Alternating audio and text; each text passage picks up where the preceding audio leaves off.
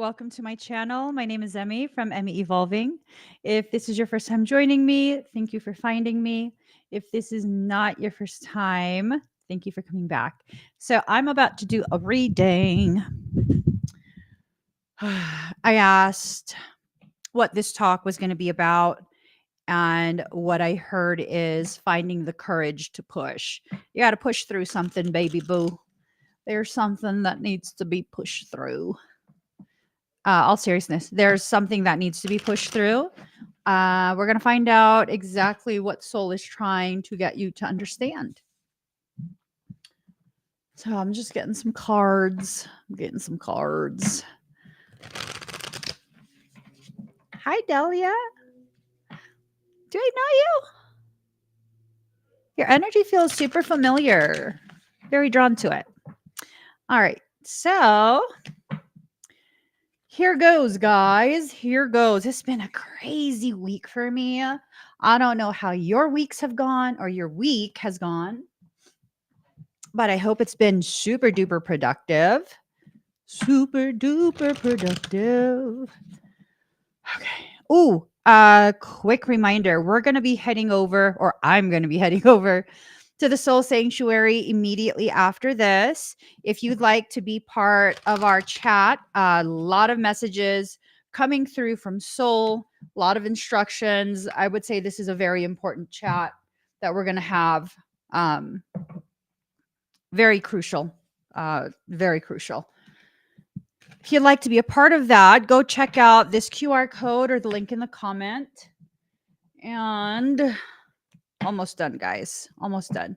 I'm going to be talking over there with my congregation immediately after this. Joining the Soul Sanctuary is being a part of the Soulwork Synergistic Congregation. For those of you who don't realize, I'm actually an ordained pastor, senior pastor of the Soulwork Synergistic Church. And that is a recurring contribution. It's not a membership, it's an actual church thing. So if you're in the United States, that's a tax deduction. It's considered a donation. All right, let's get started, guys. Breathe deep and slow. I feel like I've been rushing all week because I have. I have. Okay, here goes. There's something that you've been trying to push out, clear out, but you just can't quite seem to cleanse yourself of this. This is a continuing thing that's been happening, a continuing struggle, something that's been very difficult for you, something that has been very, very taxing, just very taxing, right? Whatever this thing is, it's cultivating your respect for yourself. It's cultivating your understanding of just how powerful you are, just how capable you've been this entire time. And yes, it's been difficult, but also, yes, you have been managing perfectly fine. Okay. This is not something that you initiated, initiation in reverse. This is definitely not a circumstance that you necessarily tried to create for yourself. Decisions and options that were selected eventually led to you co-creating this. But this is not something where you sat down and you're like, let me make some hardship for myself. Not at all. I feel like this is something that has really challenged the way you see yourself and the way you move in your life. Death in reverse. This is telling me that the changes have been slow. They have happened, but they've been very, very slow, much slower than what you would like, much slower than what you find permissible. I hear the word permissible. Let's see. Hold on. I got to find another. There's another meaning. So stagnation, slow changes, partial change, inertia, narrowly avoiding a serious accident. Okay, guys. I wish I could share publicly some of the things that I'm going to talk about in the sanctuary later today. Narrowly avoiding something serious, a serious event. The messages that I've been being given, they have been very intense. And I think that's what's kept me like mentally preoccupied the whole week. It's been difficult to process some of the things, the gravity of some of the things. There are things that need to be prepared for.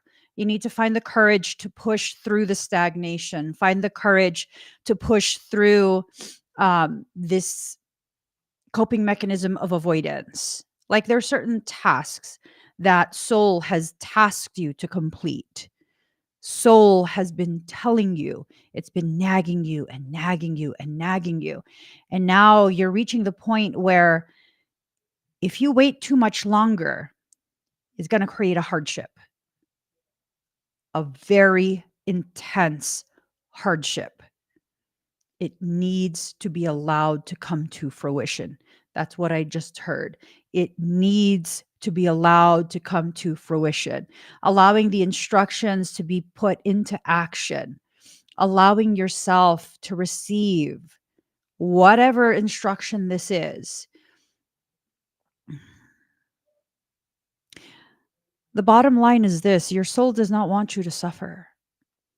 It does not want whatever additional elevated hardship that you might go through if you choose not to listen to your soul. I can't tell you what your soul is telling you to do. I don't know what that is. This is a general talk. So I can't tell you exactly what that is, what this means for you, but I feel like you already know. I think for many of us, we try and convince ourselves that we're imagining these things. We're imagining the messages. Imagination in reverse. You're not just sitting like a weather vane spinning in the same place. You're not imagining this. You're actually being communicated to by your soul. You're being given direct instructions as to what you need to do. If you don't listen, then you will live through the consequence of your not listening. That is the reality of how things work out. That is the reality of how things work out, right? So magic, allowing the magic to take place. So I'm very well versed in candle magic. Part of the ways in which you allow yourself to recognize the messages that are being sent to you via candle magic is the reading of the smoke, the reading of the flame, allowing yourself to see the different ways in which things are taking place, right? These are messages. There are times where when a person is doing some type of candle magic and you see that the flame is like getting real big for a very small candle. Typically, that's indicative of something is fighting you undoing their effect on you. I'm talking specifically about revocation. Or there's some additional factors that you didn't take into consideration and your energy is surging, trying really hard to clear that out. I think for many of us, we're going to feel a lot of very uncomfortable sensations, very uncomfortable awareness of something still not quite tangible. You got to push through that fear. You got to find the courage to push through that fear and try and make sense of what you are being told. Okay? This is something that's very, very important for you to really just try and wrap your mind around. You're being prevented from experiencing something that is unnecessary, an unnecessary hardship. And really, only you have the final say in that. Only you, no one else. Only you can determine whether or not you want to make it possible to avoid whatever that is. Right? So here's an example. A while back when it was snowing really bad, like last winter, um, my husband, he wanted to go and meet with this guy who was selling some car parts, right? My husband loves to tinker with cars, and he had just gotten his mother's old car and he was going to make it into like I don't know, rock crawler or something. I don't know. He was going to do something with it. And he's talking about he wanted these rims, he wanted these tires. This guy was selling it. And that's fine. You make your own decisions. You're an adult. That's perfectly fine. Whether I like it or not is irrelevant. You make your own decisions. And it was snowing. And I had told him it was, I think, maybe like an hour and a half away. I told him, I have a bad feeling. I feel like I should go with you because I know nothing's allowed to happen to me. It's true. Nothing's allowed to happen to me. If I'm in the car with you, yeah, there could be a pileup. We're going to be the only car that's not in the pileup, which, I mean, I don't celebrate other people's hardship, pain, suffering, injury, but I just know that to be my reality. I can get in fender benders, but I'm not allowed to be in some type of severe car crash. Um, so I told him, like, I feel like I should go with you, but I don't have time. I have sessions starting. And he was saying like oh, that's fine. He'll go by himself. And I was like, okay, but I'm letting you know, like, I have a really bad feeling. And it's like, honey, my entire business is based on my intuitive gift. Okay. I never tell you you can or cannot do something. If I'm telling you this, I'm telling you this for a reason. I don't think you should go. But he's like, well, convince me. And I was like, you do whatever you want to do. I got irritated at that point. And I was like, you do whatever you want to do. You want to go ahead and go. That's up to you. I'm not going to control you. That's not the kind of wife I am. And then he's like, okay, fine. I'm not going to go. And so he tells the guy, because he was worried the guy would sell it to someone else. And I was like, if he sells it to someone else, that means it wasn't for you. Right. And the guy's like, oh, yeah, no problem. I'll meet you on this day instead, which was like maybe 2 days later. The guy was like, yeah, no, other people contacted me, but you contacted me first and I'll wait for you. And we're heading up there the day that the guy set. And it's a far drive. And for some reason, like, I'm just on my phone doing work. He gets out of the car. All these people, these two just needed to put the tires in the back. But no, they're chit-chatting. And I'm like, oh, this is why I didn't want to go. And I'm like, just be patient. Your husband is happy. He's enjoying himself. This guy seems really nice. Don't complain. Don't rush them. Just keep doing your work on your phone. And next thing you know, my husband comes in the car to open the hood. My God, what do the tires have to do with the hood? What does it have to do with the engine? And I was just like, be quiet, girlfriend. Let him enjoy himself. Let him enjoy himself. And then they bust out power tools. And I'm like, okay, I have other things I need to do today. So now I set my phone down and I'm just staring at the space at the bottom of the hood through the windshield. And I'm like, I can only see their arms and they're going deep into the engine. I was like, I swear to God. I swear to God. But I still kept quiet. Even Michael was telling me, shh, let the men do what they're doing. Do not interfere. Do not rush. Let them do what they're doing. Leave them be. And I was like, fine. So like 40 minutes later, he gets back in the car and I'm just like, I'm hungry. I'm hungry. And he's telling me, my husband is telling me, good thing that we came and got the tires, because I think it was the, I don't remember what part it is. It's a pretty serious part in the engine. All of the vibration shook the bolts loose. And had that fell out the car, that would have been, because we were driving like 75 miles per hour. That's the speed limit. That would have been a fatal crash. So luckily that guy's also a mechanic. Alternator. I was going to say alternator. Yes. So that would have been a very serious, probably fatal crash. Luckily the guy was also like a mechanic or something like that. And he bolted it back down. They even called his father. I was like, like, oh, they're bringing other people here. Yeah. And that's what I was picking up. Like, he should not go by himself. He should not go. I need to be in the car too, because then, like, nothing's allowed to happen to the car. Nothing. And I've done this with multiple vehicles. Like, you're not breaking down on me and stranding me somewhere. I don't think so. Yeah, no, I'm serious. Another time, was it the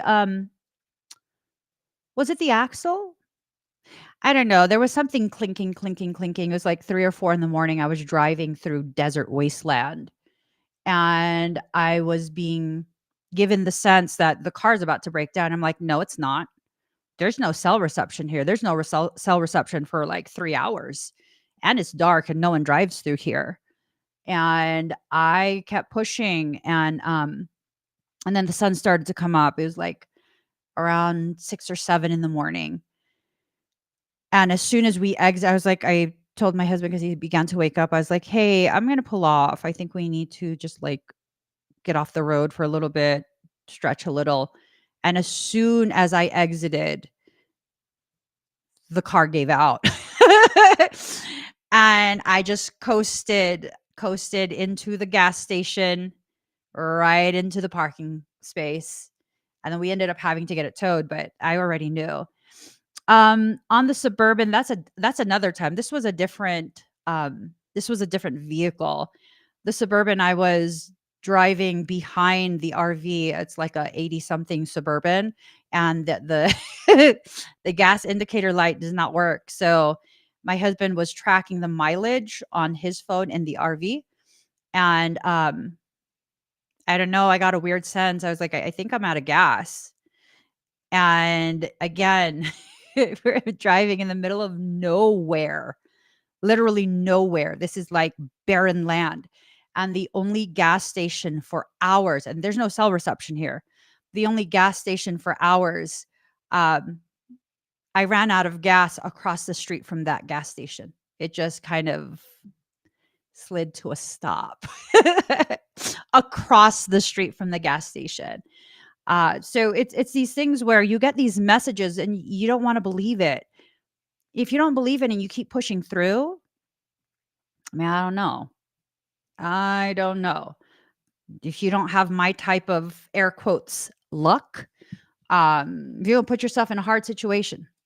You're gonna put yourself in a hard situation. Your soul doesn't want you to be in that hard spot. It's up to you though. It's seriously up to you. When you go through hardship, it's not punishment. It's you learning at an elevated level exactly what it is you needed to learn. You chose to learn via hardship. It's not punishment. It's just not. And it's this thing of learning from my own excessive numbers of situations where it felt like a hardship, but it really wasn't. I was learning something very, very profound.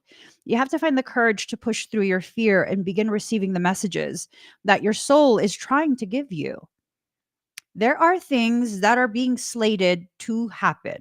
I'm not going to be doom and gloom. I'm saying if these things are needing to happen, then, it's one of those things where if you're being told in advance, you're either being told so you can avoid it or you can prepare for it. Which one is it? Which one is it? So I was instructed by my intuition years ago to go ahead and take a old Suburban and drive it from California all the way through Mexico to about an hour and a half or so north of Guatemala. It was an old I love 80s Suburbans. I love them with a carburetor. I love those. Before we entered into Mexico, I was told we need to have fuel filters. And my husband's like, we just changed the fuel filter. And I must have given him the most evil eye. And I was like, we're buying more fuel filters.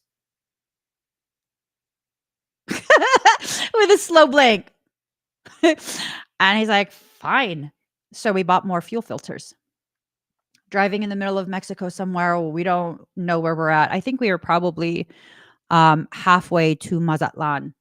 Um, and I was driving, and suddenly it had no more power. Yeah, no license plate. 1985 Suburban with no license plate. It's not even fully registered to us yet. We had just purchased it. And then he's like, "What are you doing?" I know you're not blaming me for this car not working.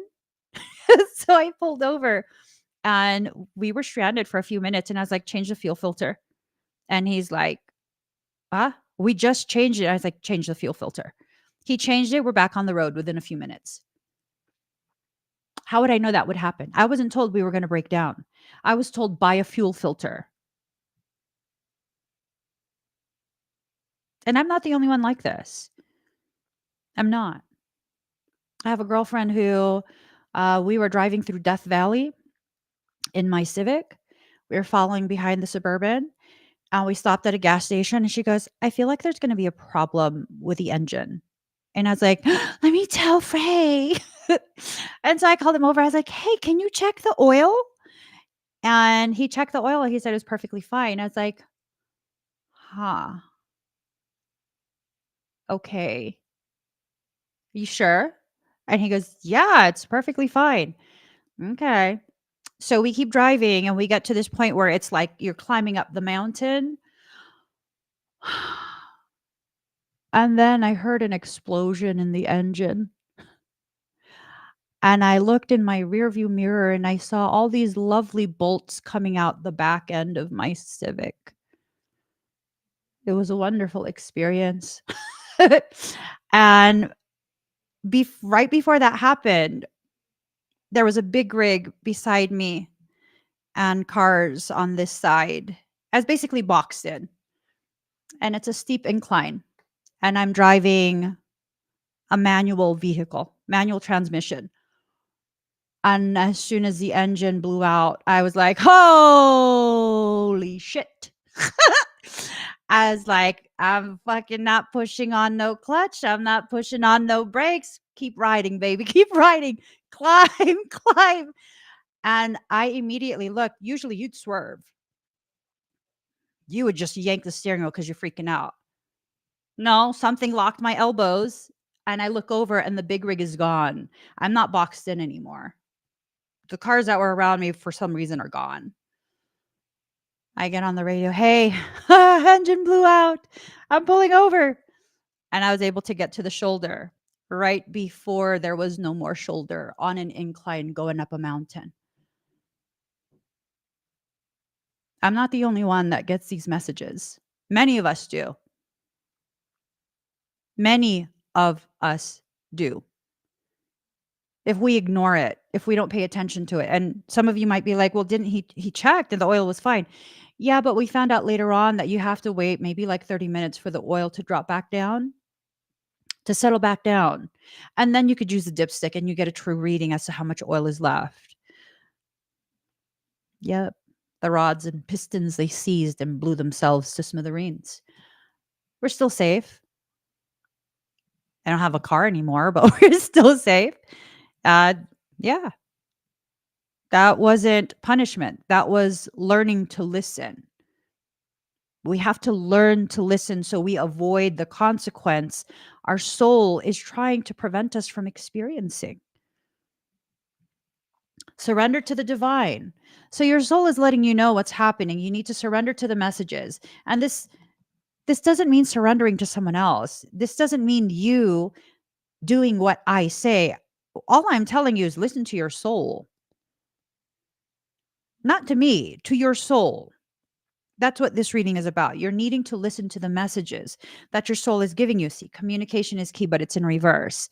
So there's no communication that's being had to the degree that is necessary for your understanding to flourish. Confidence is your key to your success, but it's in reverse. So this is telling me that you're unsure. You don't think you're gifted. What if I told you clairvoyance is not a gift? It's the higher parts of your sensory function. We all have these abilities. We've allowed others to convince us that having these abilities, you have to be special. You have to come from a special family. You have to this, you have to that. No, you don't. All of us have these gifts, these abilities to varying degrees of intensity. Depends on how much you need to be connected to your higher self in this life. All of us have it. All of us have it. You are good enough. And I think part of that um, fear, that disbelief in yourself, this card, you are good enough in reverse, is calling you out on your insecurities, your lack of belief in yourself. All of us have insecurities, but those insecurities cannot be allowed to continue to persist at such a level that you are crippled by your fear. No, absolutely not. Do not allow your fear to cripple you. Fear exists to bring your attention to the things that you need to address. That is all. Adjustments are required in reverse. There's nothing that needs to be adjusted. Everything is being calibrated, um, or has already been calibrated, and you're just needing to allow yourself to experience the things that need to be experienced. Expect powerful change, but it's in reverse. You can't expect powerful change when you yourself, the sovereign, the one in control, is not allowing for those changes to occur. So, today, when we go into the sanctuary, for those of you who are going to be there, um, you're going to be given context as to what exactly the meaning of this reading is going to go hand in hand. Um, yeah. Oh, someone's pissed off. You're pissed off that I'm not going to give you more free information. You don't think it's fair that I'm going to go to a private chat with my community? I don't care. I don't care.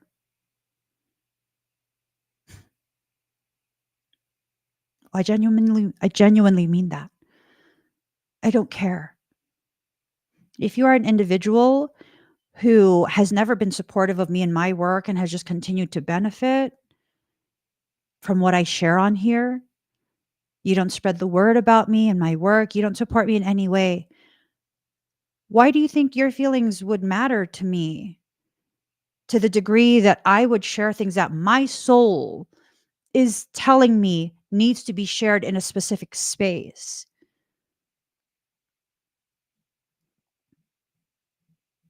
Me saying that is not rude. It's truthful. And it upsets people who need me to play meek and small and fit a narrative so you can continue to receive from me what I have always freely given.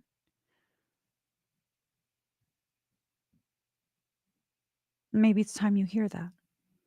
And I will continue to give here freely what I feel I should give. But when my soul instructs me to do something, it does not matter how other people will receive it. As long as I know I am operating within that elevated space of integrity and that I'm not intentionally trying to harm other people, you're going to have to deal with your feelings yourself. Finding the courage to push, finding the courage to stand against whatever needs to be stood against in order for you to fully honor what your soul is telling you. I'm past the point of mincing words. I am past the point of trying to accommodate. And that's the thing. If you see me existing in a space that you perceive to be powerful, is it powerful? Am I just finding the courage to push through any hiccups, hangups, obstacles being placed before me without apologizing anymore, without tiptoeing around it anymore? Is it powerful, or is it just a natural progression of me becoming more mature and understanding I do not need to accommodate obnoxious expectations? As a matter of fact, that person who was thinking that, weren't you like complaining about you were never going to come back anyways? Because I had to talk about stuff on TikTok instead of YouTube. Why are you still here? That's right. That's right. Because you see the value in what I do.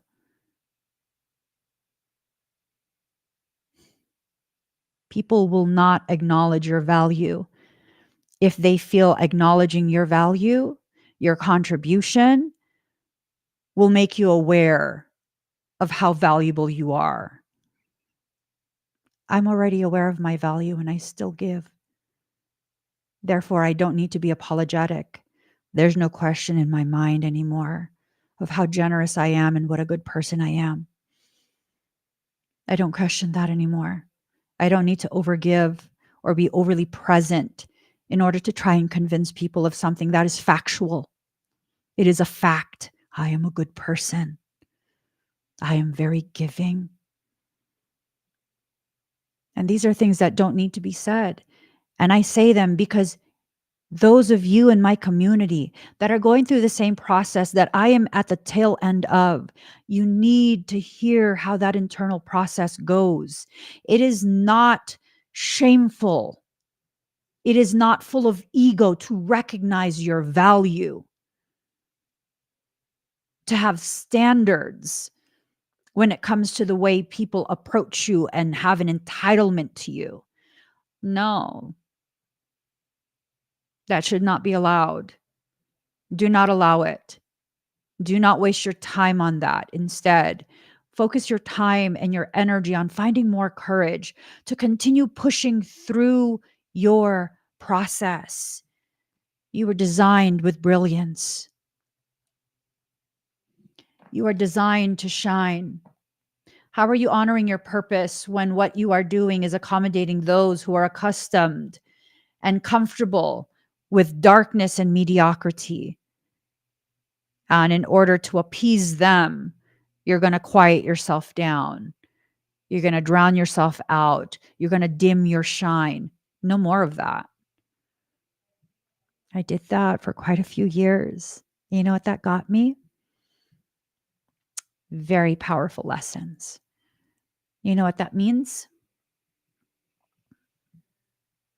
I got cyberbullied. There were multiple attempts to try and cancel me. There were multiple attempts to try and unalive me using witchcraft. Yeah. What did I do to deserve that? Not a goddamn thing outside of diminishing myself and allowing weaker people to think that it's possible to successfully do those things to me. What was the objective? Why did they do that? What did I do to create that? I was nice. That's what I did. Does that mean I shouldn't be nice anymore? Yes. That means I should enter into a space of kindness, not being nice. When I was being nice, I had no boundaries. It was a coping mechanism. And when I found the courage to push through that, I entered into a space of kindness. I will always be a person who will not be comfortable allowing others to suffer. Does that mean I should help everyone? No, I don't have a savior complex. Oh, as a matter of fact, there was a person who commented all kind of weird stuff. Um, okay. Yeah, it was this comment of, where is it? Um, oh, it says, so it's a message to you from you, and what are you doing about it? Telling others to do it because you're afraid of making excuses for your own messages. This is me letting people know to like be ready. People will challenge you. Just stay calm, stay in your space, speak up when you need to, and step back when it's unnecessary. And that is those who have developed a level of awareness that's elevated, We are being tasked by creation to allow our brilliance to bring the attention to us. So, those of our brothers and sisters in Christic consciousness who are newly starting their journey of discovering themselves, their purpose, their power, they're freshly beginning that self healing process. So, they're not as formidable as you are because you've been in it for some time. Um, really allowing yourself to shine and be witnessed so that those people can kind of continue with their growth, not offering yourself as a sacrifice, but just allowing yourself to step fully in your power and knowing that this will draw all of the negativity and darkness from people. There's a lot of agitative frequency going on. And this person says that. And so I went ahead and I responded, when you choose to attack others unprovoked, you really shouldn't be using Lakota in your name. You're an embarrassment and a poor representative of beautiful people. I'm not afraid. Full confrontation. I'm not afraid. Yeah. I have the courage to be able to speak the truth that if you're going to be a fucking asshole to random ass people unprovoked, do not involve an entire nation of people. Remove that name from your profile because you're embarrassing them. You're a bad representative for those people. I know plenty of Lakota. I have a deep love for all indigenous peoples. You're a bad representative. Being able to find the courage to stand your ground, even against your own fear. Stand your ground. I'm not saying never allow yourself to hear when maybe your logic, your perception, your behaviors are not at the highest degree that you can operate at. Maybe you need to hear some of that. Maybe you need to consider it. I rewatched my video. I was like, okay, first off, what did I say? Because I don't know. And I rewatched, I was like, what is this person even talking about? I'm just telling people to just remain in your space of calm. Everything's going to be fine. There's nothing that's going to happen to you. Stay in a space of calm. We're in the shadow period. And so we're kind of just needing to acknowledge that and be prepared for weird behavior from folks. Right? So, what needs to happen now? You need to allow yourself to rediscover how powerful you are. You know, when I replied that, the person completely deleted their comment. I screenshot everything. I screenshotted it. Yeah. Mhm.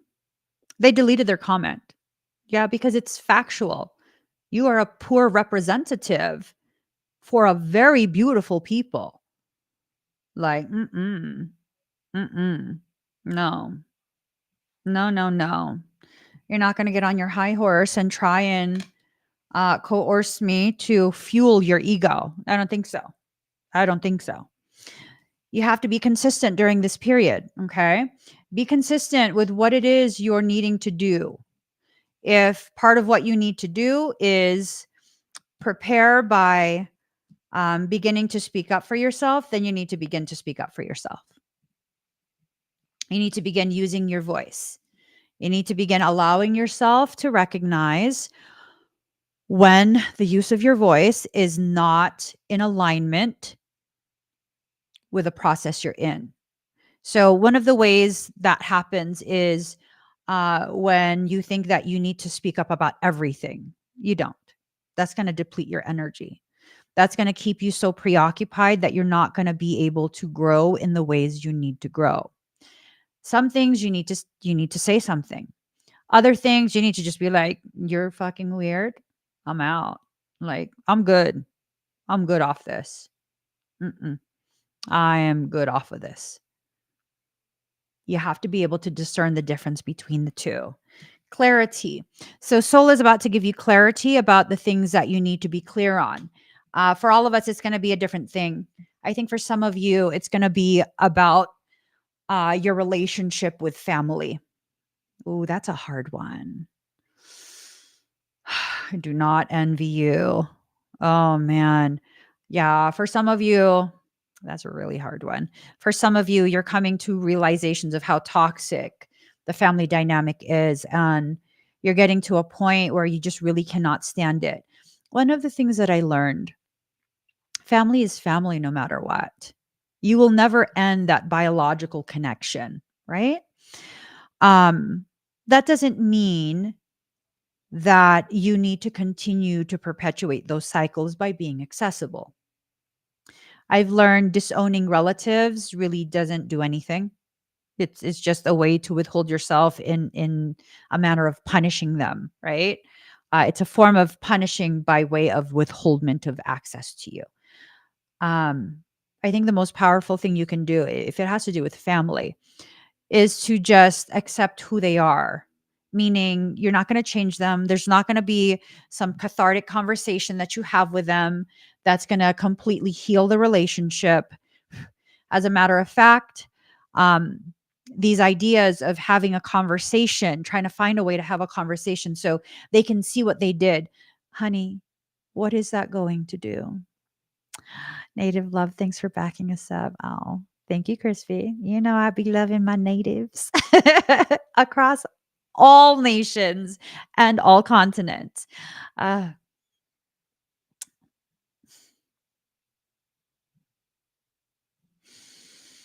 ooh,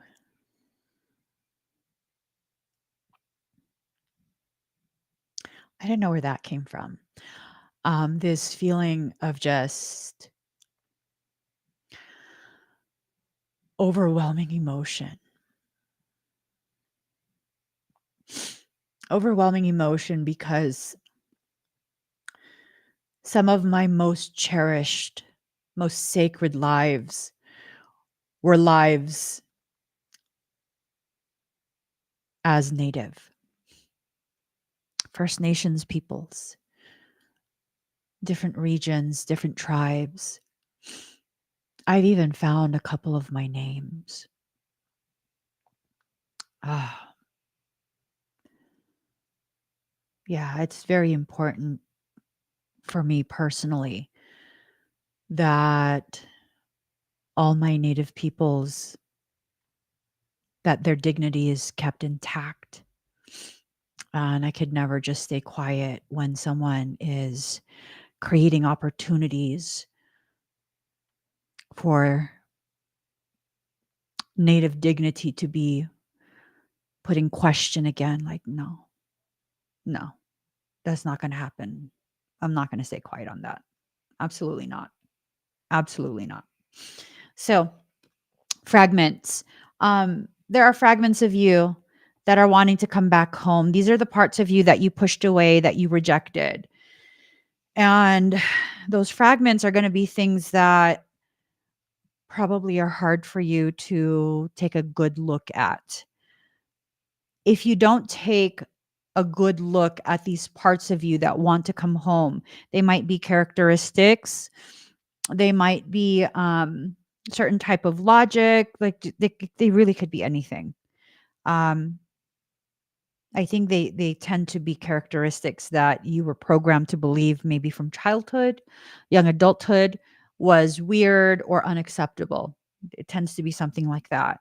If you don't go through the process of really assessing what this is and why it should be allowed back, you're going to have a hard time progressing.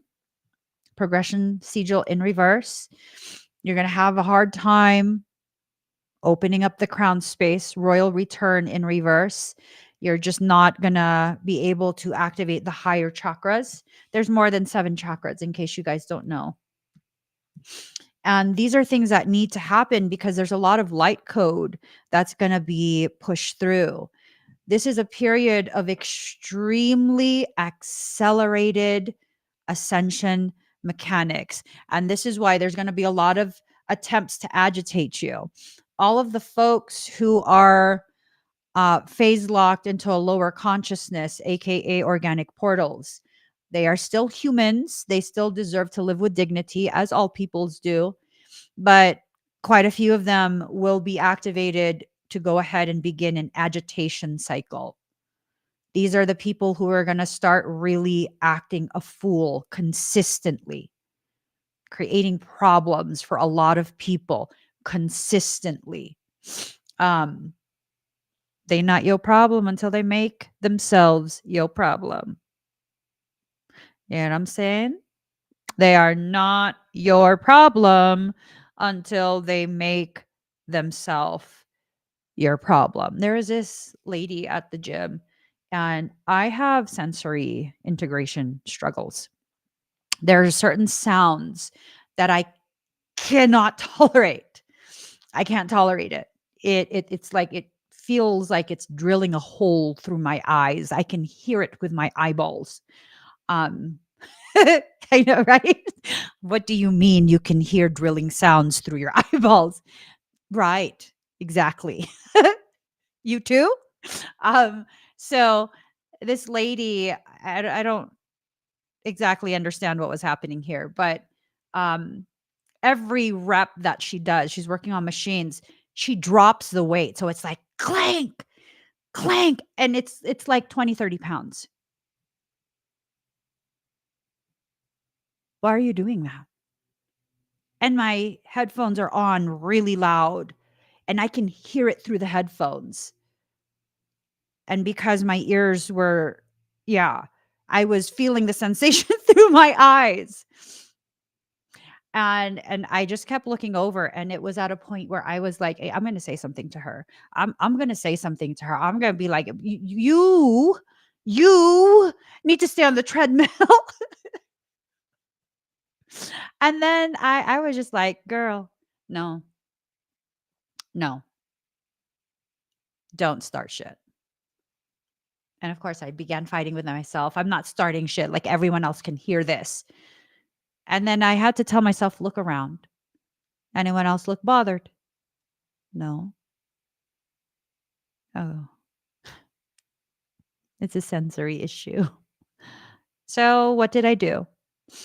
I went ahead and I put my beanie on. I always keep one with me. I put my beanie on. It muffled it just enough. And then I kept right on. I kept right on. And yes, I was petty in that for 1 second, I stared at her long enough for her to look at me. And I was like, yeah, I slow blinked at you. And then I kept right on working out. Because my head was hot at that point. But I was telling myself that the beanie on my head were angels hugging my skull to protect me from the intrusive thoughts. It needs the right weight of pressure. It can't be too tight, but it can't be too loose. And that beanie is perfect. It feels like angels are hugging my head to protect me from intrusive thoughts that tell me to stomp my short ass over there. She's short too. She's much shorter than me.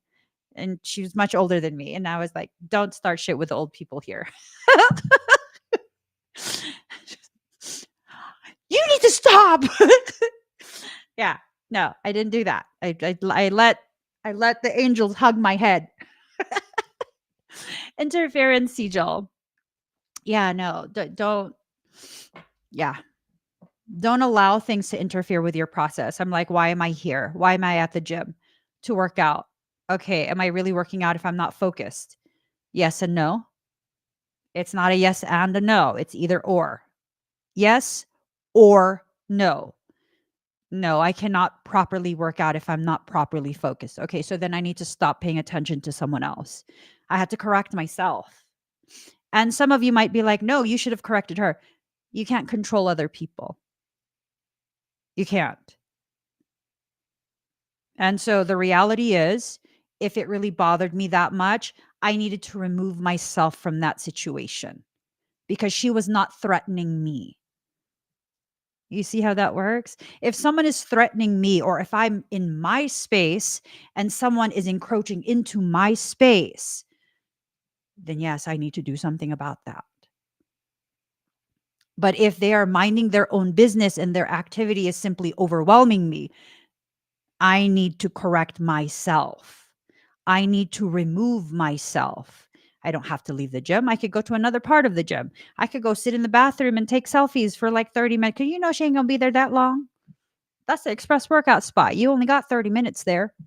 And that's what I also had to tell myself that 30 minutes, boo, 30 minutes. That's like 4 songs, 30 minutes. Just figure it out for like 4 songs. And then she left. There was no need for confrontation. There was no need for any of that. If you look at the situations you're going to be presented during this period, you have to ask yourself these questions. The questions of, is it my rightful place to correct this individual? Do I need to? Are they encroaching into my personal space? Are they a threat to me? If no, then you probably need to just back away and leave it alone. Now is not the time to mirror people's energies and behaviors if you can help it. And that will avoid a lot of conflict during this period. Things are going to ramp up. So we got eclipse season, we have 2 eclipses, and then we have Mercury retrograde, and then we have other foolery happening. Excuse me, it is what it is. Your soul is telling you not to allow self-sabotage. Do not allow it. Do not allow yourself to get caught up in these things. Nonsensical confrontations. Nonsensical confrontations. So that individual that commented on my TikTok, and I was like, you are an embarrassment. And I did write that. When they deleted that, I was like, you know what? I'm removing my comment too. That was unnecessary. No, it was necessary, but no, I'm not going to leave that up and have it be something where I'm encouraging further divide. They heard what they need. Well, they read what they needed to read. And the fact that they deleted their comment tells me they understood they were being embarrassing. They were embarrassing their people or a people they're identifying as being a part of. Right. And so it's like, okay, you know what? I don't like your vibe. Let me just block you and leave it at that. I don't need to leave up responses and keep going and keep, no. I shouldn't even allowed myself to be triggered, but clearly they needed to hear that they need to work on their own behavior and perception. So if you work on these things, you're not going to be trapped into a situation. There's a difference between holding your ground and becoming the aggressor. When you feel like you have to go out of your way and out of your space to confront, then you're the aggressor. You are then the aggressor. I tell you, if someone is trying to not be in a confrontation with you, you kind of just need to let that happen. You need to let that go. You need to let them back away. And that's my general rule of thumb. If you get too far, if you get too comfortable being disrespectful to me, sometimes even before then, I'm going to let you know, like, hey, you better watch yourself with me. I'm not going to tolerate too much of your crap. You better be aware of the way you're speaking. You better figure out who the hell you're talking to, because I'm not going to accept that. And they can be angry and back away. And that's fine. That's it. That's it. It ends there. I'm going to process my own feelings, let you process your feelings. And then we can come together when we're both calm if we need to talk about it. Or we can just completely go our separate ways and leave it at that. Just chalk it up to a lack of compatibility. But I'm not going to just keep going like, oh, you're quiet. No, this is my sign because now you're quiet. I can now dominate you. No. Let people part ways with their dignity intact if possible. If possible. Let them, let them part ways with their dignity intact. If they're not going to be willing to do that, I mean, you better make sure you understand what you're initiating with me. Because mid-40s Emmy is a whole nother breed of human. Mid-40s Emmy. is not the same as 20s Emmy, 30s Emmy, childhood Emmy. Like, you better understand what you're initiating with me. Because if you really take it there, we're going to have to really go there. And I'm going to wear my whole ass jumpsuit with my gloves and my thigh high boots. I'm going to have my whip. I'm going to have every little accessory that will entertain me as I go ahead and correct you.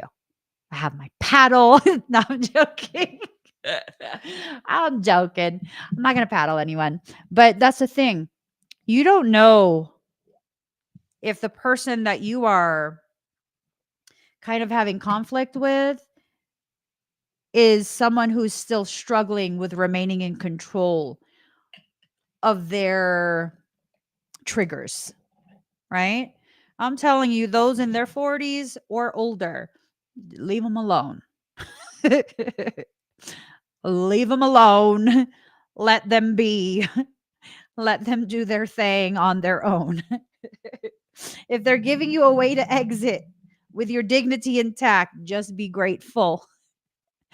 Be grateful. All right, guys, I got to get going because we're going to head over to the sanctuary. If you'd like to partake, go ahead and click on this QR code or the link in the comments. Again, this is not a membership. I always have to clarify that. This is a recurring contribution. It's like when you do tithing for church. There's different levels of tithing and different areas of church access because we have specific areas where we do specific types of activities. Also, I have the morphogenetic fundamentals workshop. This is going to come up, I think, in a month or two. If you missed the last time I did it, this is a perfect opportunity for you to go check it out and be partake in that. I also have the comfort care meditation. If you suffer from chronic pain, chronic fatigue, all sorts of different health stuff, this is the perfect 1 hour event to go to. All of my private events are recorded. Also in the sanctuary, those conversations are recorded and you can rewatch the recording. Okay. As long as it's accessible, you can rewatch the recording.